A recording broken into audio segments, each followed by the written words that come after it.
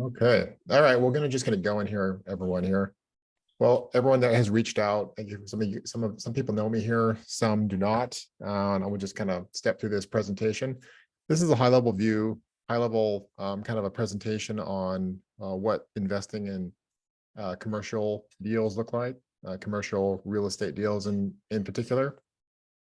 And a lot of people know about, many people own their own homes. Some have seen appreciation.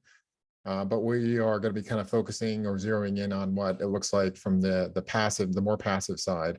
And we're not going to get lost in jargon and numbers. You will walk away with a pretty good sense of, at least the way I feel like we explain it fairly well, and just kind of appreciate that. And I believe in financial independence, financial freedom, and I want everyone to come away. It's educational. It's not so much like, do follow this course or do this procedure or invest in this thing. It's like, hey, let's start the investing educational journey and see what this is about, and talk to me, talk to others like me, explore it, see if it's right for you, and just maybe this can get you on that path to boost or even add some auxiliary sources of income, not just your job. Maybe you already invest, but that's kind of that's where we'll go. I'm going to keep it about a half hour. So yeah, you don't have to worry that I'm going to keep you here for like an hour and a half and just drone on and on.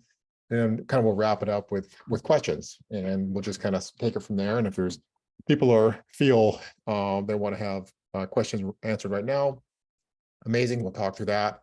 Or if maybe they'll have questions later, I'll be sharing the presentation and the recording, and you can watch it later. And of course, reach out to me and have a further convo, or whatever feels right. So anyway, we'll kick it off. So passive real estate investing for you, explained, simple and easy. That's the purpose of this, is educational and to keep it pretty basic. We will kick off the next slide here, of course, with a disclosure. Arctus Capital, that's my company, and its members do not provide tax, legal, or accounting advice. Of course, I'm not going to read the whole thing to you because we're all adults and we can read that, but I'm not a CPA. I'm not a tax I'm not a tax preparer. I'm not a lawyer. So this is, I know a lot of people that do this in this investing space. So that's kind of a disclaimer. But again, this is just educational to kind of get you on the road toward educational freedom and what it looks like to invest in real estate. So here's Johnny's story. Who's Johnny? Why is he here? What's the background here? So my family moved up to Alaska when I was a teen, more or less a teen, and we started building homes. And that's eventually I kind of grew into being a builder, a general contractor. And I'll keep this fairly brief, but just to give you a little context, a little more interesting to hear someone's story, their background, what makes them who they are, and maybe even some of their qualifications, why they feel compelled and competent to lead an investment of some kind. So this background, I think, will give some insight to that. And just I think I like sharing my story. Some people feel motivated or even inspired by that. Like I said, I've been, as a general contractor, a carpenter builder. We did in Alaska where we live a lot of, you basically kind of do whatever comes up, worked on boats, we fished, again, lots of remodeling, lots of new homes, all those kinds of things. And basically that was kind of, I thought that was going to be my life. After a handful of years of that, I was like, I wonder if I'm smart enough to become an engineer. I felt like that was a pinnacle of smart people. So I went back to college, actually, or went to college. I had never had been to college before, and then I became a mechanical engineer. I've been doing that, or was doing that for maybe about the past 9 years or so. Very exciting, a lot of different roles within the space: manufacturing engineer, process development engineer, design engineer, variety, quite a few different projects and roles and tasks. And then most of the projects that I was involved in. I was leading project as a manager, and most of them, especially towards the later end of my career, was high level multi-million-dollar projects. And that was exciting. That was very compelling. But one day, a fellow engineer, a younger engineer, said, "Hey, you know what I'm doing? I'm house hacking." I'm like, well, "What's that?"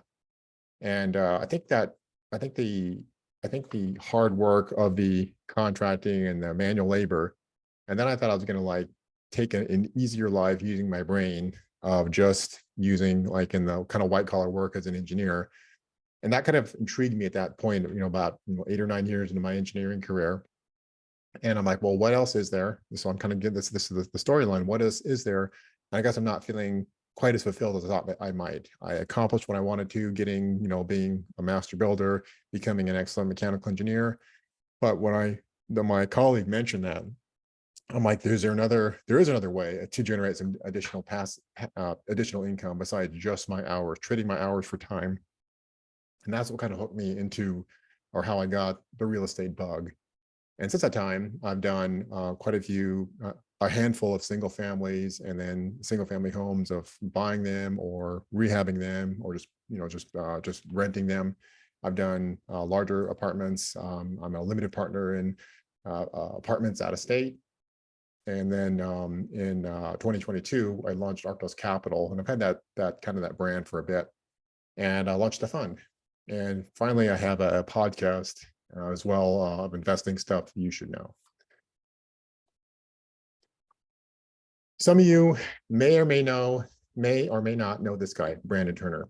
Many newer investors start what I consider what I call the bigger pockets approach. If have dabbled into real estate investing at all, what Bigger Pockets is a large website. Many people know about it, have gone there, and the podcast, their claim to fame was their Bigger Pockets podcast.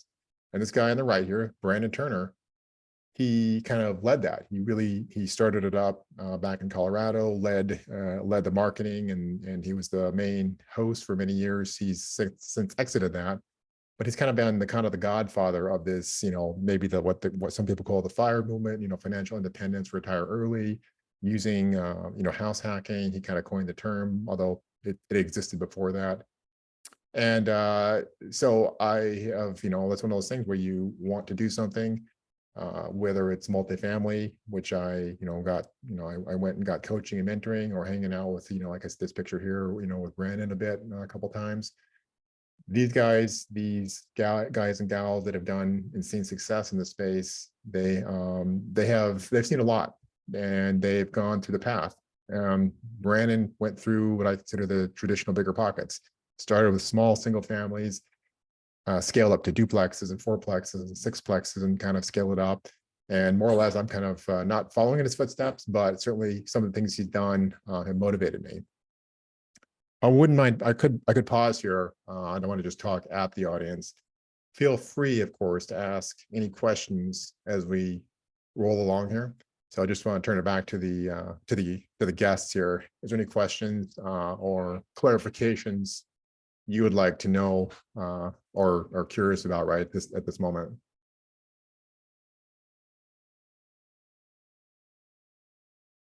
I think I'm good here, Johnny. Okay, not a problem. Just always leave that little bit of awkward silence there. So now we're all good. Thanks, John, for that. So here's before we kind of launch in again. This is like, maybe you're wondering, like, Johnny talked about his life, and he's talking about this guy called Brandon Turner, and what do we, where are we going with all this? So we're stepping through two guys, obviously, and many people have done this. Brandon's very successful. I'm kind of behind him or following, and then, like you said, in his path, but charting my own course. So what does this look like if you're a successful professional and you want to invest in large multifamily?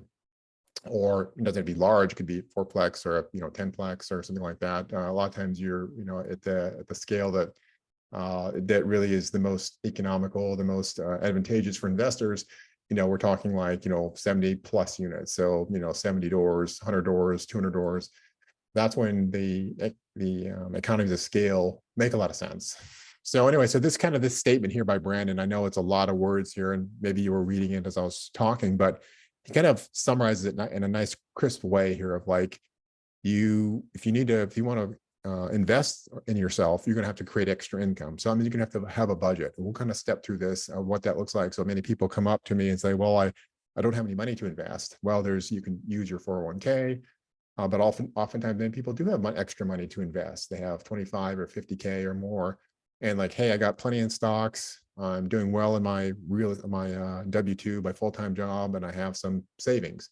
I would like to put this into real estate. So what does that look like? And it could be, maybe you buy a flip, maybe you do Airbnb, which is STR, short-term rentals.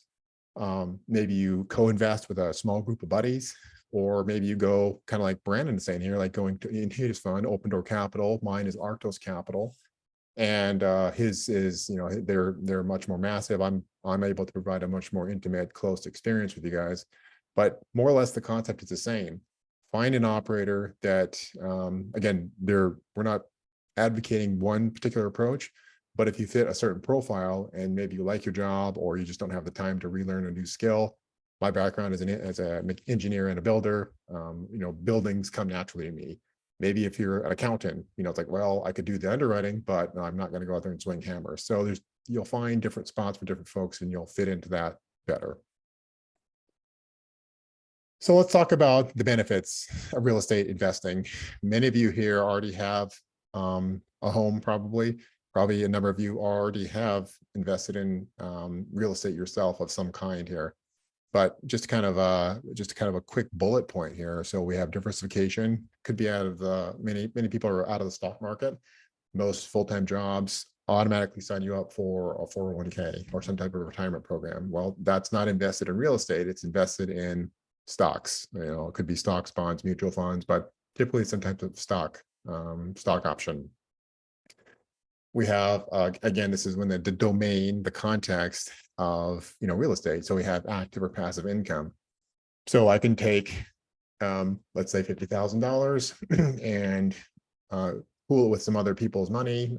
Some people call it a syndication, could be a fund, but essentially just a group of people, a pooled group of people, and they all invest their money. It's very controlled, very transparent. There's documentation. It's very legitimate. And you'll get some X return on that. Maybe you'll get, you know, $50,000 and you'll make, you know, 6%. So that would be like what, $3,000 for the year on your 50,000 that you invested, if that was the return. We have appreciation. If you're investing in a market where people want to move to, there's more demand. This is the best case, of course. There could be the reverse of that, but there's more demand than there are housing, or is housing, sorry. Hence, and it's the area becomes valuable because people want to live there. There's jobs being created, there's families being started, and that in itself drives up the value of the asset or the building. You know, call it asset, but you know, we're talking about buildings here. There's tax advantages. What are the tax advantages? I don't want to get too complicated with this, but let's talk about a big one here, and that's what they call cost segregation. What does that mean? Cost segregation essentially is an ability to write off more certain parts of the building more quickly than the classic 27.5-year depreciation schedule that the government allows. Let me give an example here. So if it's the structure, they're going to say, hey, the building is worth $1 million, you know, first year. After 27.5 years, the building's going to be technically via the taxes going to be worth zero. However, there's parts of the building that you can briskly roll forward. And let's just say the appliances. Well, clearly no appliance is going to last, you know, 27.5 years. So the government allow that percentage of the building that's invested in appliances or floors, some things like that. And you can take that up front and then distribute that to your investors. It can offset, you know, it can offset other passive income. Very, very advantageous as you get into the space and start seeing, you know, again, the cash flow, the appreciation, the income, the debt pay down. And so when you look at real estate investing, it's not just one piece. There's a layered component of benefits that add up. And that's why most millionaires have a significant portion of their net worth in real estate, because of the layered benefits, all these stacked benefits of real estate investing. So it's certainly available to anyone, but oftentimes when only the people that have spent time getting financially educated start to conceptualize and understand these things. So that's what we're trying to do here today, is like lay out the basics and start helping people understand, like, it's not just like, oh, I put, you know, X amount of dollars down and I got, you know, some percentage back. There's several layers of benefits here. We know stocks can go to zero. If it's a really solid company, it's unlikely, like let's say something that Warren Buffett invested in, Coca-Cola. Well, there's such demand for Coca-Cola that it's unlikely it's going to go to zero. Hey, well, maybe you don't like, spreading sugar and caffeine around the world. That's okay. But again, the stock is representing the value in the company. It could go to some value, some number that you don't like. Real estate is a tangible asset. So it's not just a metaphorical representation of value. You can go touch it. It's stone, it's wood, it's concrete. It's got an intrinsic value. And what drives intrinsic value? There's a demand. People need homes. Families need homes. And that's very, very reassuring. Livable income. Some people will take the cash flow from the building or from their investment, and they will use that to supplement their current income, or if they've maybe retired, or they've exited the job force or the workforce altogether. When you get enough of a nest egg in there, you can actually live off the livable income completely. And then the final benefit that we'll talk about, and there's others, but like these kind of just the high level, is the leverage. What does leverage mean? Again, people get lost in the details and numbers. Leverage basically means, and the government and banks and other things have set these things up, and maybe ask, well, why is there benefits? I guess I try to turn the focus from the why, and because the government wants to invest in housing and make sure that there's the society is happily housed. And there's other reasons for that, of course, but basically that's more or less the gist of it. And they allow buildings to be bought on a leverage. So I can take $1 and I can put $7. So if I put $1 down, the bank gives me a loan. And yes, I have to pay for the dollar, and there's other details there, but then I can go put, the equivalent of, maybe $7 to work. So that's the power of leverage versus other types of maybe small businesses or stocks. Not always, you can leverage there too, but oftentimes you pay full price upfront. So if I want to put $100 of stock to work, I have to come up with $100. If I want to put, $100 of real estate to work, maybe I'd only have to come up with, $30 or $50, and I can leverage the rest. So it's very powerful, and it boosts returns. Any questions so far? And I won't linger too long here to make John embarrassed here, but just give people a chance if there's any confusion or uncertainty. I know people are reluctant to ask, some a bit of a stranger, where hopefully we can get to know each other better as the weeks roll along here, but I do like to offer that. So, Hey, Johnny. Hey. Yes, sir. Can you hear me? Yes, sir. Yep.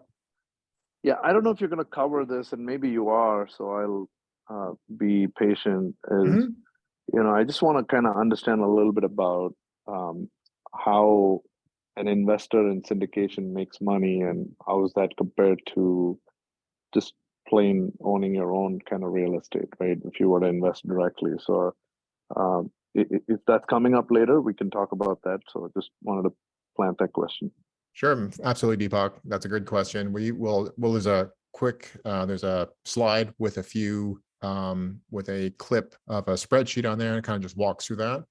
And probably won't answer all your questions because I know you're a technical, detailed guy, but it'll answer a few. So we'll circle back to that in a few here, and I'll get to that fairly quickly here, and I'll move it along here. I can see the time ticking away here, and I want to be respectful of everyone's time, balanced with a reasonable explanation. So thank you. Yes, sir. So let's talk about sometimes this is abstract. It's like, who's doing what here? Like there's all these people, and like Deepak just said, oftentimes people call this syndications with a fund. Essentially it's the same model, but more or less we have, just to keep it from having too many layers here, we have more or less we have the operators. They are the people that find the building. They're going to buy the building. They're going to manage the building, and they're going to sell the building. Most of the time, these buildings or these assets. Oh, I see a few comments here.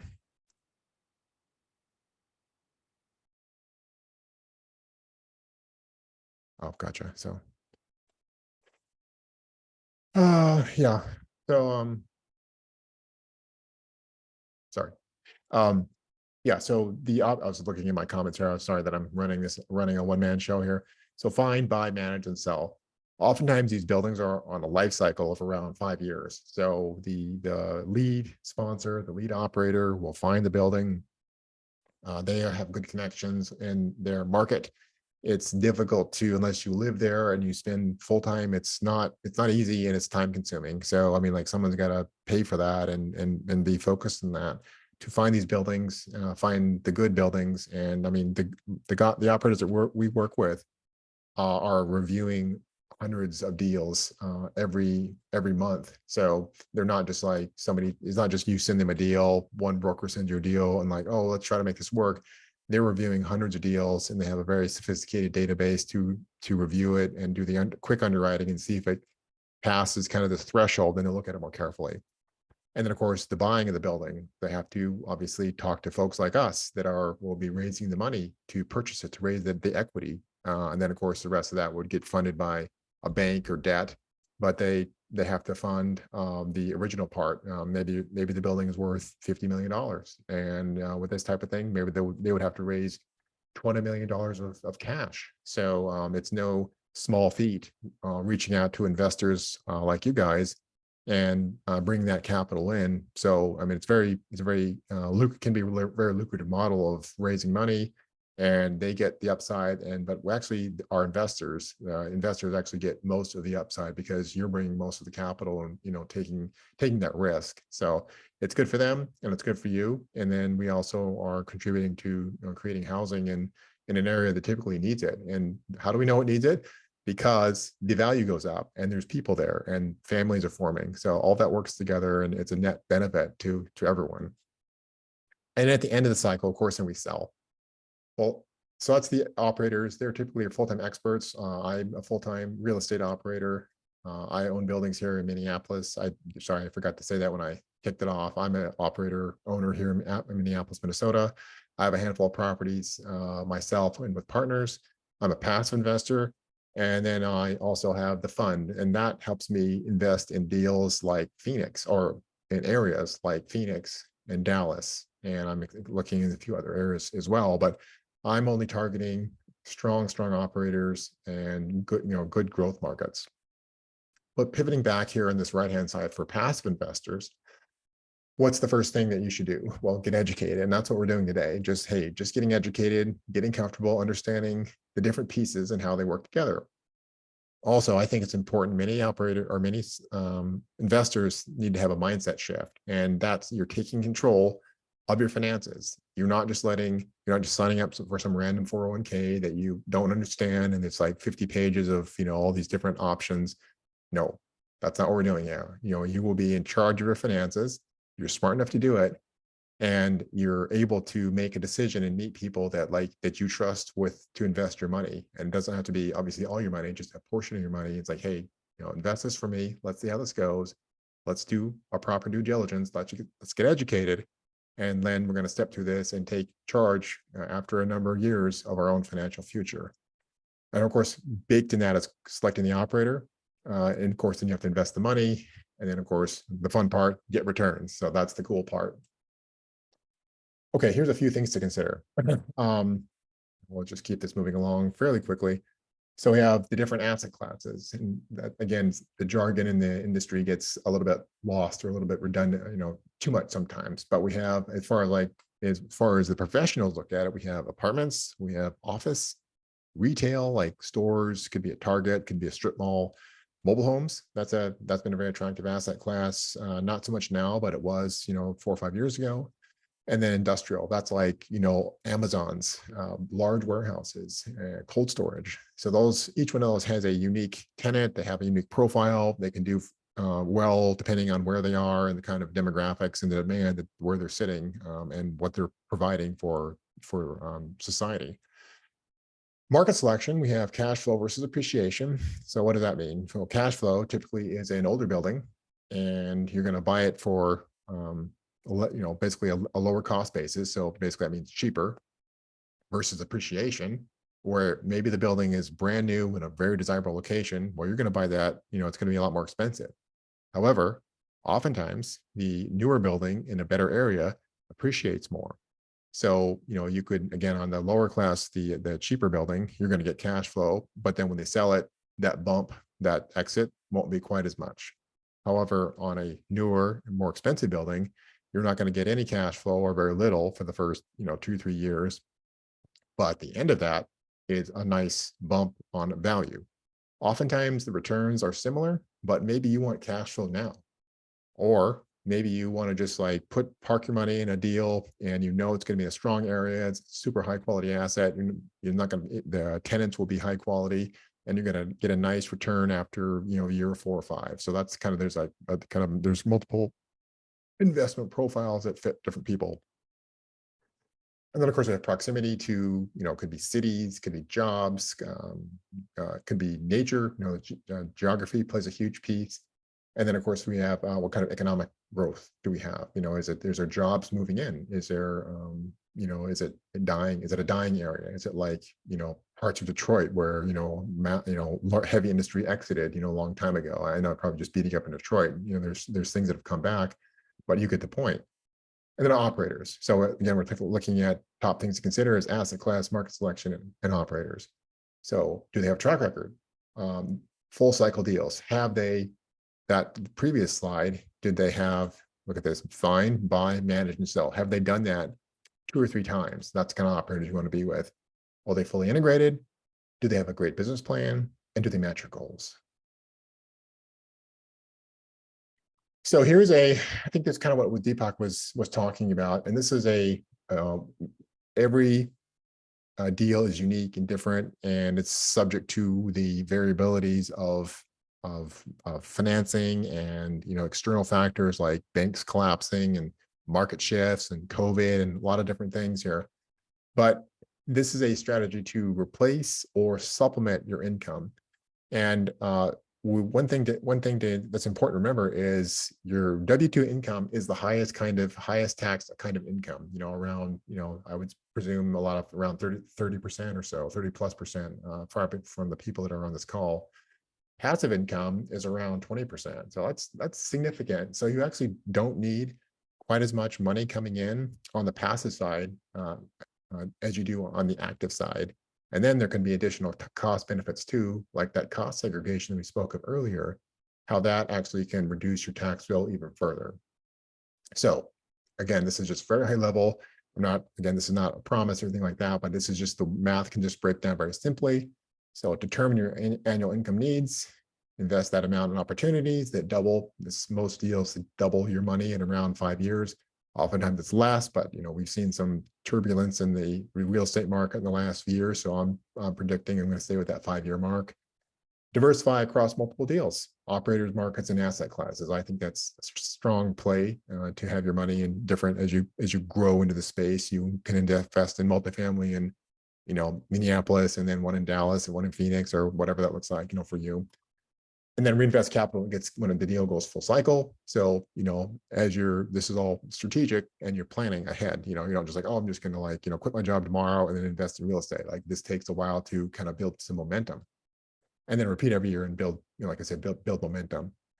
So this is just again, this is just a kind of a simple spreadsheet with a little, you know, simple math in here. So we start here, 2023, and we set aside, or we say 25,000 invest in a deal. And then we get 8% cash on cash. We don't spend it. Next year, that'll be 2024, another 25,000. And here, because we've done 25, we have total assets under management of 50K. Hey, what is 50K at 8% kickoff? 4,000. Now we have 2 deals. And I don't want to just bore you here with the details of kind of walking through this manually here. But essentially, after year 5, you can see first syndication sold. So now this 25 here that we invested will now double, and we're still putting 25 a piece in here. Now we have the capital growth of 25. Now our capital is 25 and 25. Now the cumulative amount here is 100 plus 25, and 25 is 150. Now we're getting the returns, the annual cash flow of $150,000 at $12,000. So again, I don't want to bore people with a manual sequence of how the numbers kind of flow together. But at the end of year, this is year 10 here, and this is I would say only 25K. Maybe that's challenging for some folks, but I would assume some of the people here could easily save that and maybe even have that on hand every year. There would be some discipline involved. The end of year 10, at only 25K, you can be generating $56,000 of passive income. I think that's really compelling, very strong, and you can see the light at the end of the tunnel where you have your full-time job, you've had a little discipline, and it starts generating passive income. Very compelling, in my view. And finally, we have a case study of a successful real estate syndication. And this one was in Phoenix. This is one that I raised for. Here's the CEO, actually. I was down in Phoenix a month and a half ago visiting the property. That's something that as a fund manager, I not only will find the best deals or find good deals, but I want to work with the best sponsors. What is a good sponsor? Solid track record, multiple exits, constant returns, no capital calls, and really strong construction arm. So very vertically integrated in the management, the construction, and the operation. All those things you want to see. And then, of course, really the proof in the pudding is, have they continually made money for their investors? Like, what's Warren Buffett's? I know I've referred to Warren Buffett once already. What's his number one rule? Don't lose money. And the number two is refer to rule number one. So at the very least, we want to double our money, but at the very least, we don't want to lose money. So Rise, this particular group, has never lost money. They've always come out ahead. And that's why I decided to partner with them, raise money in Phoenix at the beginning of this year. Some of this gets a little on the left-hand side, it gets a little technical. 100% classic interiors. Classic means that they haven't been renovated, So what does that mean for an investor? That means there's room to make them nicer. Maybe you put $10,000 worth of new flooring and paint and cabinets and tile and backsplash and countertops, and you raise the rents. Maybe it was, I don't know, $800, and then you could do like $1,200 with a nice renovation. And that went across, 100 units or 200 units. The value that builds is really, really strong. And that's how this model works. It's not magic, but that's how the model works. And you leverage the money. You raise the money to fix it up, you raise the rents, and because the leverage and some other pieces, kind of some knobs, which we're not going to get into today, that creates more value than you put in. And that's how we can invest. That's how this investing game works. And then we have a B class, again, just kind of stepping through this. Some of this is a little technical. B class neighborhood, 2x equity multiple. That means your money is going to double in about 2 years. And then we have a year one or 5% year one cash on cash. 20% AR or 16% IRR. That's like the time value of money. Again, I don't want to get lost in those details. 8% preferred return. And this other stuff is just kind of like details. It's kind of beside the point at this level of our discussion here. So within 2 to 5 years, this particular team, and I've seen other teams do it as well. Within 2 to 5 years, they pretty consistently will double the money that's invested.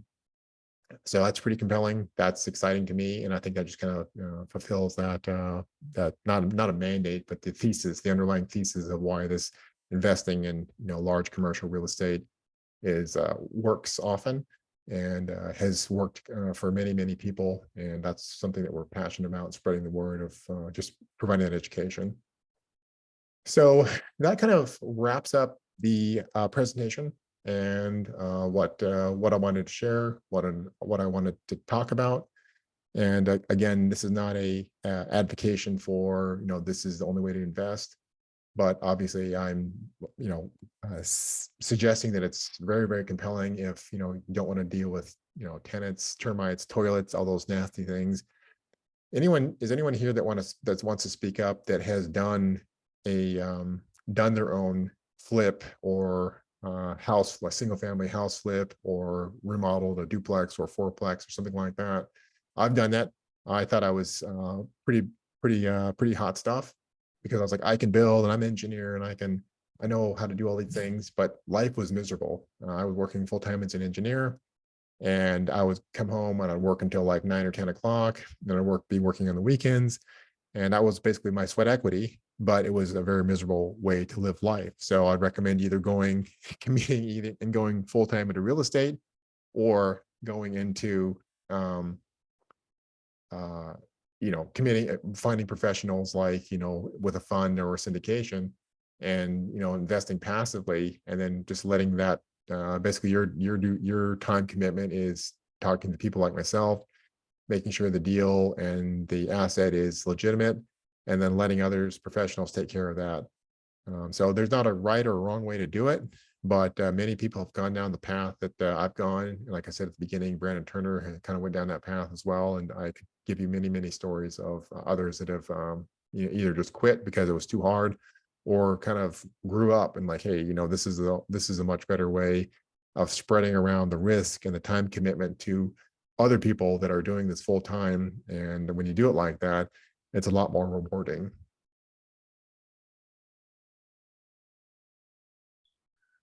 If I could just chime in here, Johnny, one great presentation, and for everyone else here. So I definitely understand the powers of passive investing, and I could definitely can attest that Johnny does look for the best opportunities, as well as partnering up with the best operators that are out there. That Rise 48 operator alone, I mean, their AUM is now close to $2 billion. So, and they have yet to lose money, and I don't see them losing money anytime soon. Thank you for that, Anthony. Yeah, for sure, man. That's appreciated. Hey, Paula, I didn't give you a chance to talk. Do you have any, if you're near your phone or computer, did you have any commentary or questions for for me or the audience in general? No, no questions. Just it was informative, and I'm happy I was able to attend. Thanks. Amazing.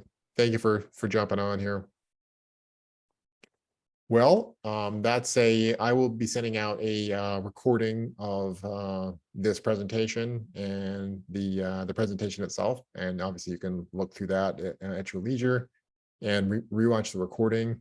And I think I'll be doing one of these depending on the audience feedback. Maybe we'll go a little deeper, or we'll do another one that's at this we'll just kind of re-go through the lessons. If that's helpful to people, or maybe we'll do one of each, something a little more in depth, and we'll do one kind of the 101 version of this as well. Don't be afraid to reach out. I'd love to chat with you, talk more about where this could go for yourself, for your family, and then also I actually have multiple coaching students right now. It's been a lot of fun, and I'm helping them navigate what this looks like. And least you think I'm just gonna say, oh, you should invest passively. One of the guys, he's very creative, and he's already doing Airbnb, and we're kind of had him map out his life or what his kind of vision for he and his wife and family, where that wants to go. And he's exploring, getting a few more Airbnbs. So again, that's just kind of a high level of, there's different areas, different directions people can go that feels very right for them. So there's a lot of room for creativity out there. So really, it's a lot of fun to be in. So I will wrap it up there. Thank you for participating, and I will see you out there in, via text, phone call, or social media. So thank you. Thank you, Johnny.